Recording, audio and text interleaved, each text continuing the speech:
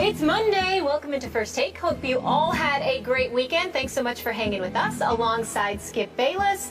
I'm Molly Karam. Stephen A. Smith is in New York City. Gentlemen, good morning. Good morning. How you doing? How y'all doing? I hope y'all had a wonderful weekend. Now, wait a minute. I'm back in Bristol, Connecticut, but you got to go back to New York City. How does that work every time? I don't get it.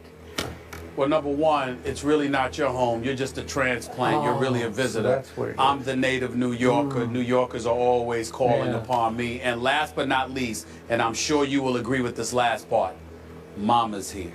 You know I got to be here. Okay. Well, the only thing I have to respond to that is, in a few minutes on this show, we get to talk about your New York Yankees. Thank you very much.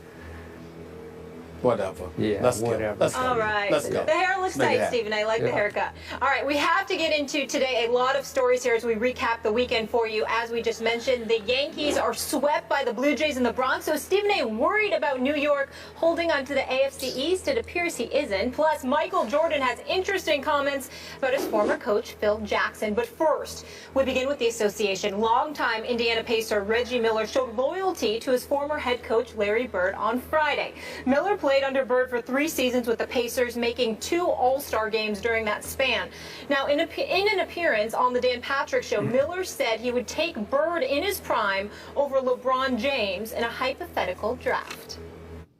I gotta go with Larry Joe. In today's rules, you can't touch him. Yeah. And Larry, so this is 27, 28-year-old Larry and 27, 28-year-old LeBron, Yeah. right? Or is he 30 now, right? 30.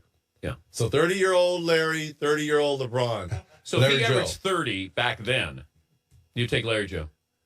Larry Joe for the win. Skip, Reggie would take Bird over LeBron. Do you concur, my friend? Stephen A. Smith, I do concur. But obviously, for the record, Reggie Miller was coached by Larry Bird for 3 years with the Indiana Pacers. So you can argue there was some bias operating there. I can also argue back to him that because Reggie played for Larry Bird, he was forced to study Larry's pro career a little harder, maybe even his Indiana State college career a little harder, to come to a conclusion that he drew. And we know that Reggie Miller's never been shy about having an opinion, and I think that was spoken straight from the heart. I do agree. In a hypothetical draft, that's what they started off with, I'll take it at any age. You can do it at 18 or 22 or 26, 28, or as they finally concluded at age 30. I'm going to take Larry Bird just a little bit over LeBron James. Now, you can argue, oh, LeBron is such a superior athlete, and I will not argue back. But as an all-around basketball player, as a leader, and especially as a clutch shooting difference maker, I'm all about Larry Bird.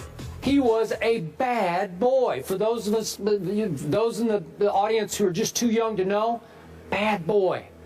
Better shooter from LeBron at any distance. Three-point shooting, percentage, whatever you want to do, and especially from the free throw line, where he often led the league in free throw percentage, did Larry Bird. Better rebounder, clearly just a little bigger, had a little more better knack under the basket for acquiring rebounds, a la Dennis Rodman as a below-the-rim 6'9" rebounder. I'll give LeBron a slight edge as an assist man, but only a slight edge because Larry Bird had the passing gift. And then we come to defense. I'll give LeBron a slight edge there, but Larry Bird, as you know, Stephen A., could wreak havoc on defense to the point that he often led LeBron in the steals category. So I'm going to give Larry a slight balancing edge there. Then we get to leadership, intangibles. They spilled over from Larry Bird, as you well know, because you're old enough to have covered him, which is why Larry Bird has 3 rings, lost 2 finals, no shame there, to Magic, Kareem, Worthy, Byron Scott, Michael Cooper, all the rest, Kurt Rambis. LeBron is now 2-4 in finals and would be 1-5 if Ray Allen hadn't made the greatest clutch shot I have ever seen in that fateful Game 6 in Miami that I do not want to discuss any further. And finally, in last year's playoffs, this got swept under the carpet. LeBron James had the lowest three-point shooting percentage in the history of the playoffs for those who took at least 100 threes. LeBron averaged 5.5 threes through his 20 playoff games last year, wound up with 22.7%, which I thought really hurt his Cavaliers last year. So would Larry Bird have shot 22% from three? No, he wouldn't have. Would he have made a lot of clutch threes? Yes, he would have. Would I take him over LeBron James to start my franchise? Yes, I would. And I don't think it's even close.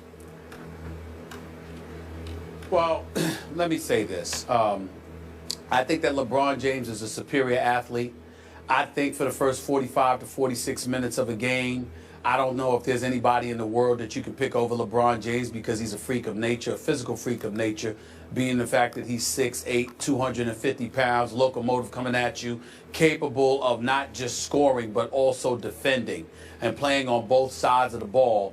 I got to give LeBron credit where credit is due in that regard. But there's no way on earth that I'd pick him over Larry Bird in the clutch. I can tell you that much. Larry Bird was not just a superior shooter from anywhere on the court, just like you highlighted.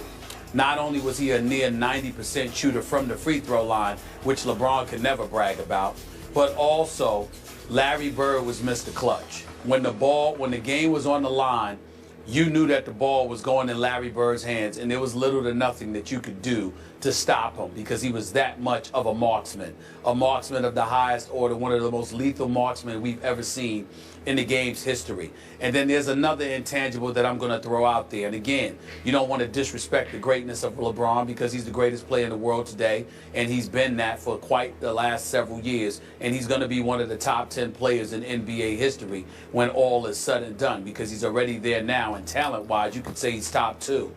But the reason why I also feel the need to side with my man Reggie Miller is because when that intangible about winning, it is something that LeBron James took years to learn.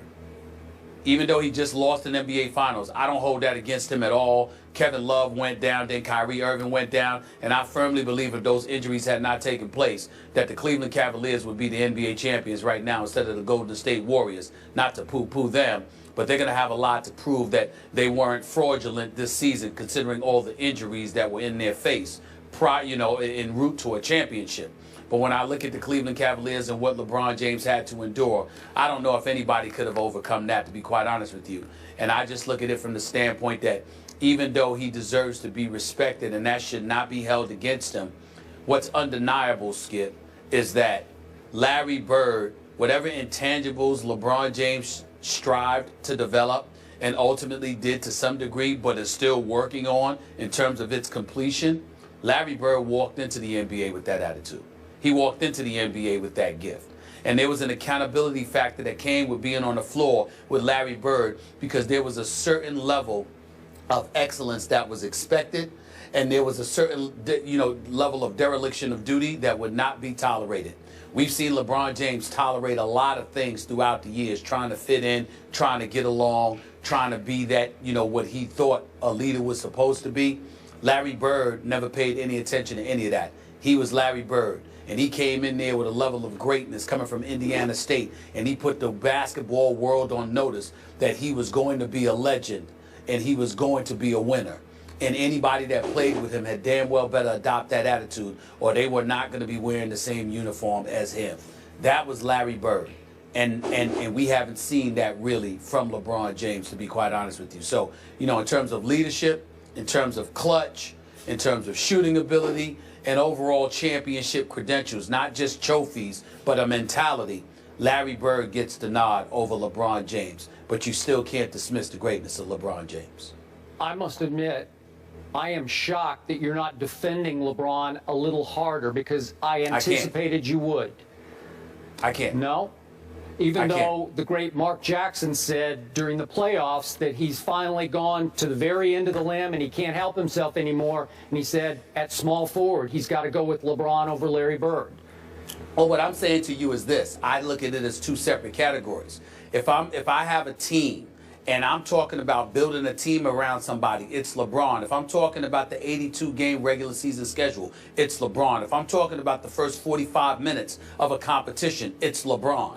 But when you talk about money time, whether it's a particular juncture in the season where you're trying to position yourself for the playoffs, or you're talking about the last minutes of a game, or you're talking about the last shot in a game, or you're talking about a game 7, or you're talking about anything that indicates clutch, you simply can't pick LeBron over Larry Bird, because you can pick almost no one in NBA history over Larry Bird, because he was a marksman of the highest order. When it was money time, you knew where the ball was going, and you also knew there was little to nothing that you could do about it. It was just a matter of whether or not Larry Bird was going to make it or miss it. It was not a matter of what he was going to put himself in position to do or what he was going to be capable of doing, because he was that big time. He was Larry Bird. I can't deny that. I appreciate your candor. I'm not sure LeBron and his camp will appreciate your candor, but I do. And I want to throw out that, because they ended their argument or their back and forth between Dan Patrick and Reggie Miller about age 30, which LeBron is now.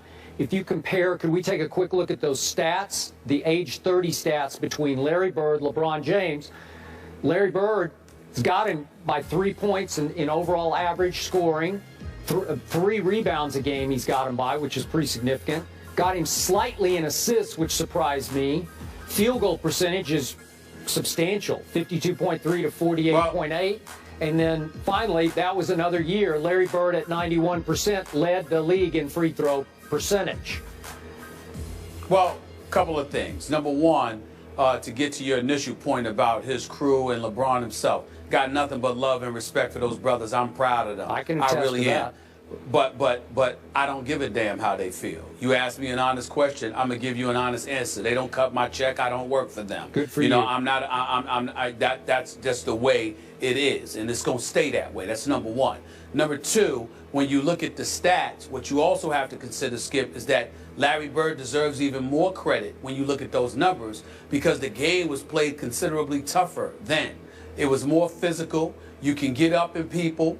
You know, you had the bad boys and everybody else still in the game and being very, very relevant. We all know the game of professional basketball in the NBA is called soft as putty right now. You pass gas, you'll get called for a foul. Yep. You touch somebody's fingernails, you might get ejected. I agree. I mean, it's unbelievable. So the fact that back then it being so tougher and Larry Bird having the quality of teammates that he had in McHale and Dennis Johnson and others, to sit there and put up those kind of numbers is another testament to his greatness, because he was playing in a time where they did not mind sharing the wealth. We know how unselfish he was about sharing the wealth, and yet he was still able to register those kind of numbers. So Larry Bird deserves a whole lot of credit for that. I agree with you. I'm guessing that right now about 80% of our viewing audience does not agree with either one of us. Well, all that means is that they don't know anybody. They don't know.